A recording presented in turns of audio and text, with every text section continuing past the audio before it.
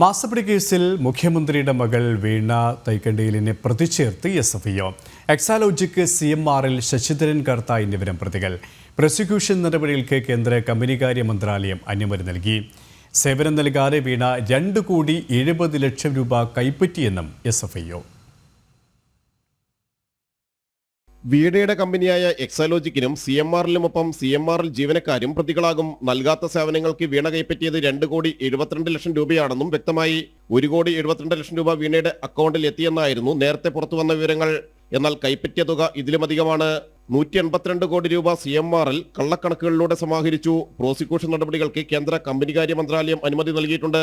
പ്രതികൾക്കെതിരെ 10 വർഷം വരെ തടവ് ശിക്ഷ ലഭിക്കാവുന്ന വകുപ്പുകളാണ് ചുമത്തിയത്. Veena, CMRL MD Sasidharan Kartha, CMRL finance വിഭാഗം CGM P സുരേഷ് കുമാർ എന്നിവർക്കെതിരെയാണ് പ്രോസിക്യൂഷൻ അനുമതി. കമ്പനികാര്യ ചട്ടം 447 വകുപ്പാണ് ചുമത്തിയിട്ടുള്ളത്. കുറ്റപത്രം സമർപ്പിക്കുന്നതോടെ കലൂർ PMLA കോടതി വഴി വിചാരണ നടക്കും. 2024 ജനുവരിയിലാണ് SFIO കേസ് ഏറ്റെടുത്തത്. മുഖ്യമന്ത്രിയുടെ മകൾ വീണ, ശശിധരൻ കർത്ത എന്നിവരെ SFIO ചോദ്യം ചെയ്തിരുന്നു. ജനം, കൊച്ചി.